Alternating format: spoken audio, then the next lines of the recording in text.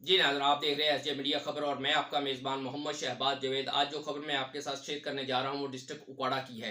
जी हां, district headquarter अस्पताल में कत्ल की आज एक लर्ज़ाखेज़ वारदात हुई, जिसमें एक शख्स असला लेकर अस्पताल में दाखिल होता है और वहां पर ड्यूटी करने वाली डेटा एंट्री ऑपरेटर जो ड्यूटी कर रही थी अपनी, उसको फायरिंग करके कत्ल कर देता है और मौका से फरार हो जाता है। आज हम इस व्लॉग में आपको बताएंगे कि जो कत्ल होने वाली मकतूला है उसके उसका कातिल के साथ क्या ताल्लुक और क्या रिश्ता है। पुलिस ने आपकी अब तक की क्या तहकीकात की हैं और किस नतीजे पर पहुंची है। आज के व्लॉग में हम आपको ये भी बताएंगे कि कत्ल होने गैरत के नाम पर कत्ल होने वाली खवातीन और मर्दों की क्या तादाद है और आज तक ये गैरत के नाम पर जो कातिल हैं उनको सजाएं क्यों नहीं मिलती। जी, आज का जो वाकया है वो डिस्ट्रिक्ट हेडक्वार्टर अस्पताल में पेश आया है, जहां पर एक शख्स असला लेकर अस्पताल में दाखिल होता है और इंटर्नशिप पर ड्यूटी करने वाली डेटा एंट्री ऑपरेटर खातून को फायरिंग करके कत्ल कर देता है और मौका से फरार हो जाता है। यहाँ पर अस्पताल की सिक्योरिटी पर भी सवालिया निशान है कि दर्जनों सिक्योरिटी गार्ड अस्पताल की सिक्योरिटी पर मामूर हैं और दर्जनों कैमरे लगे हुए हैं सीसीटीवी फुटेज हासिल करने के लिए। वो कैमरे लगे हुए हैं जहां पर उनकी ड्यूटी होती है, लेकिन कातिल को वो नहीं पकड़ सके। वो फायरिंग करके एक खातून को कत्ल करके वहां से फरार हो गया, जिसकी वजह से अस्पताल में मौजूद मरीज, पैरामेडिकल स्टाफ और डॉक्टर जो हैं वो खौफो हरास में मुब्तला हो चुके हैं। उनका कहना है कि कोई भी बाहर से आए, असला उठाए और यहाँ पर फायरिंग करे, किसी को भी कत्ल करे और मौका से फरार हो जाए और ये सिक्योरिटी गार्ड देखते रह जाएंगे और किसी को नहीं पकड़ेंगे। वो गैर महफूज हो चुके हैं। वहां पर मौजूद जो लवाहिकीन थे मरीजों के, उन्होंने जैसे ही फायरिंग की आवाज़ सुनी तो उन्होंने शोर वावेला किया और सिक्योरिटी गार्ड वहां पर आ गए। देखा उस वक्त तक वो खातून जो है वो जान की बाजी हार चुकी थी। पुलिस को इतला दी गई, पुलिस की भारी नफरी अस्पताल में आ गई। इसके साथ फोरेंसिक टीमों को भी इतला दी गई, उन्होंने वहां से आके शवाहिद और सबूत इकट्ठे किए। और इसके साथ ही डीपीओ उकाड़ा राशिद हदायत भी वहां पर मौके पर पहुंचे और तमाम जो वाकया है उसकी बारीक बीनी से उन्होंने जायजा लिया और पुलिस को सख्ती से नोटिस लेते हुए सख्ती से हदायत जारी की कि इस मुलजम को जल्द अज जल्द गिरफ्तार किया जाए।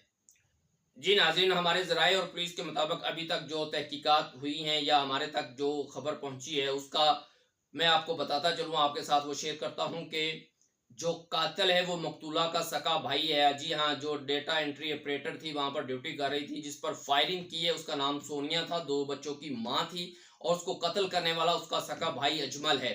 अजमल, ज़राए के मुताबिक यही पता चला है कि उसने गैरत के नाम पर अपनी बहन को कत्ल किया है। वो अरसा दराज से किसी नामहरम के साथ रह रही थी।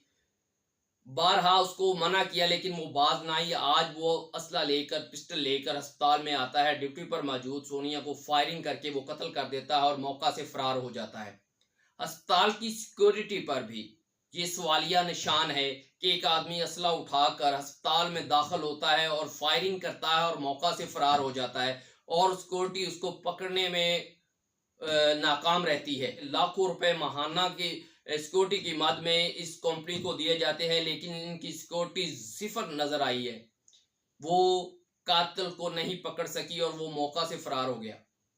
मैं अपने नाज़रीन को यहाँ ये बताता चलूँ कि अब तक ह्यूमन राइट्स एक एनजीओ तंजीम है, उसके मुताबिक 2016 से लेकर 2023 तक 333 खवातीन और 198 मर्द को जो है गैरत के नाम पर कत्ल किया गया है और जो इसमें मुल्जमान को सजा है वो 1% से भी कम है जिनको सजाएं मिली हैं।